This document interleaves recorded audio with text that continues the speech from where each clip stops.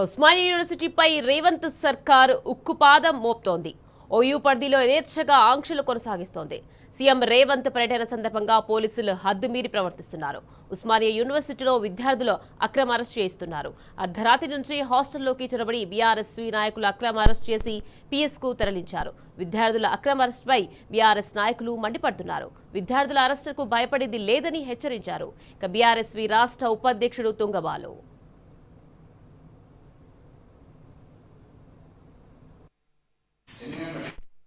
ఈరోజు కాంగ్రెస్ పార్టీని ప్రశ్నిస్తూ ఉంటే అక్రమ అరెస్టులు, అసలు అరెస్టే ఏమని చెప్పి ఈరోజు అరెస్టుల పర్వం నడుస్తూ ఉన్నది.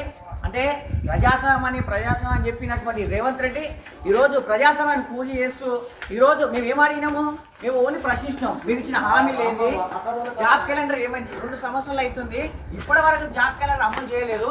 అదేవిధంగా మీరు ఈరోజు ఫీజు నెంబర్ బకాయిలు విడుదల చేయక ఈరోజు ఎంతోమంది విద్యార్థుల జీవితాలు పొట్టగడుతున్నారు. మీరు ఉస్మానియా అభివృద్ధి కోసం 1000 కోట్లు అన్నారు, జీవో విడుదల చేసి రామని చెప్పి అంతే. అంత మాత్రాన్ని ఈరోజు అక్రమ అరెస్ట్ చేయడం తీవ్రంగా ఖండిస్తాం.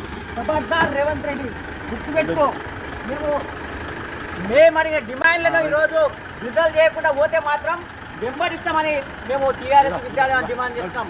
ఖబర్దార్ రేవంత్ రెడ్డి, ఒకటే గుర్తుపెట్టుకో, ఫీజు నెంబర్ బకాయిలను వెంటనే విడుదల చేయాలి, జాబ్ నోటిఫికేషన్ వెంటనే విడుదల చేయాలని మేము డిమాండ్.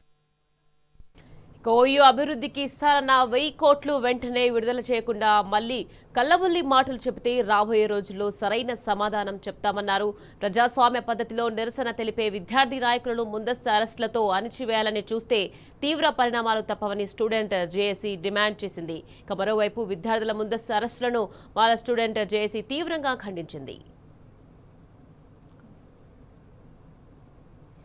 ఓయూలో అక్రమ అరెస్టులను బీఆర్ఎస్ నేత ఎర్రోల శ్రీనివాస్ మండిపడ్డారు.